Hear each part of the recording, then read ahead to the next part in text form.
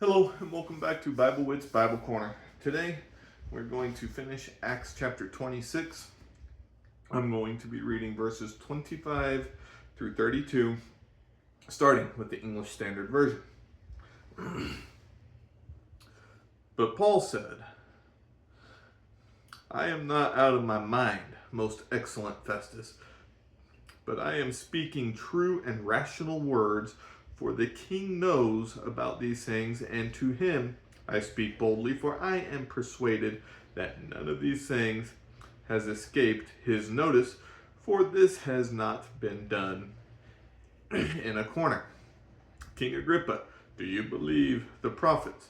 I know that you believe." And Agrippa said to Paul, "In a short time would you persuade me to be a Christian?"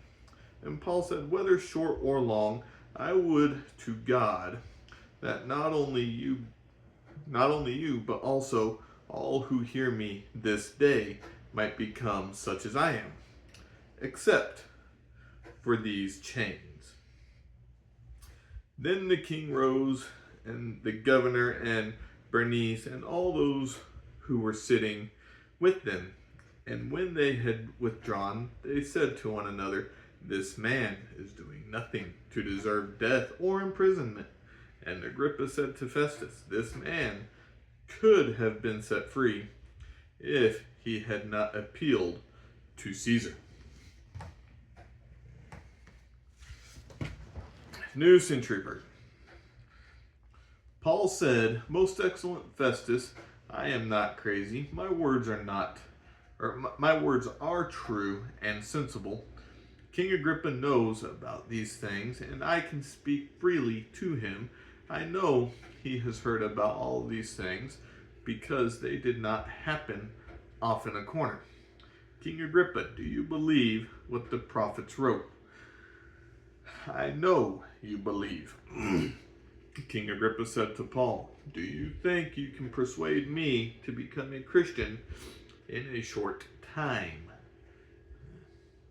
Paul said, "Whether it is a short or a long time, I pray to God that not only you, but every person listening to me today would be saved and be like me, except for these chains that I have."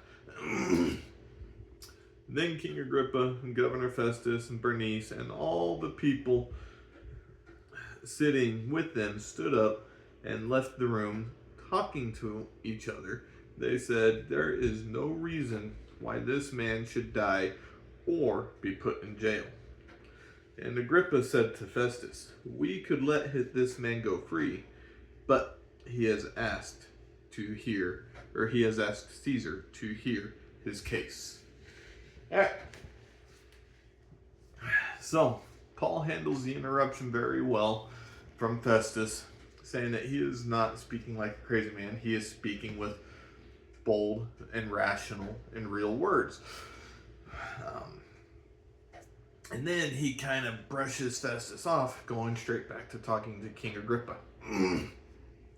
Now, what I like about this, and what I find very interesting about this at the same time, we had Festus, who said that he could find no wrong with Paul. He could be set free. Now we have King Agrippa saying the same thing. There is nothing that he is doing that is wrong. He should not be put to death. He should not be put in prison. So this is now twice that they could have set him free, but he wants to appeal to Caesar. So they get ready to ship him off to Rome so that he could present his case to Caesar. Now, I don't know a lot about Roman history. I do know that the different groups, like the Jews, could do their own thing as long as they also honored a lot of the Roman laws. So this could be Paul's way of, hey, if I can get the leader of Rome to hear my case, it could help the case of the Christians in the sense of less persecution, this, that, and the other.